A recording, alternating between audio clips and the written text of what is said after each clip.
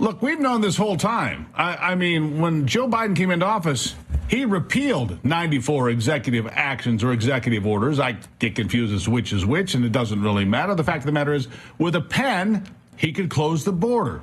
We know that. It's true, isn't it? Oh, absolutely. This is just an election ploy. You know that it's just lip service because he knows that the border is the #1 issue that Americans are concerned about right now, and it's going to hurt him in the polls. He took executive action, Steve, the day that he was elected in the White House, the day that he came into the White House, he took executive action like you just said. He 4 executive orders that President Trump had put into place to actually have the most secure border that we've ever had.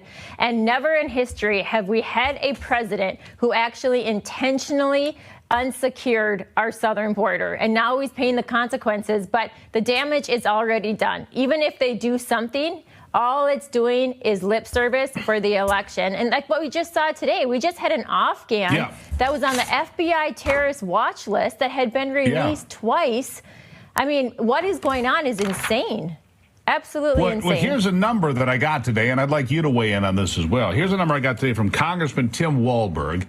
He represents Michigan's 5th Congressional District. He told me earlier today here on RAV that the actual number of people that have come into the country illegally just since Joe Biden first stumbled into the Oval Office is now between 13.5 and 20 million. It's not 5 or 6 or 7. It's 13.5 to 20, he says. And I'm going to go ahead and err on the side of 20 million people. Now, think about that.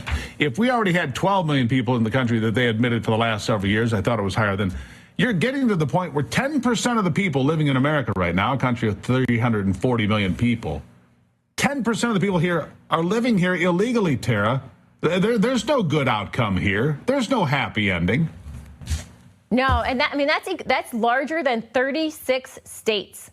Think of that. And that's intentional. That's what the Democrats want, though. And then you overlay that within over 20 states that are allowing the illegals to get driver's license. And that half the states automatically get registered to vote. Once you have a driver's license, let's say for Minnesota, they just gave 81,000 illegal immigrants driver's license. Well, you get automatically registered to vote. So how are they going to secure our elections when this happens, especially in these Democrat-run states with the Secretary of States that are not going to enforce voter registration? So that's a real issue that we are going to be dealing with right now, and it's their plan. It's 100% the Democrats' plan to bring these illegals in, and they're sacrificing Americans' national security to do it.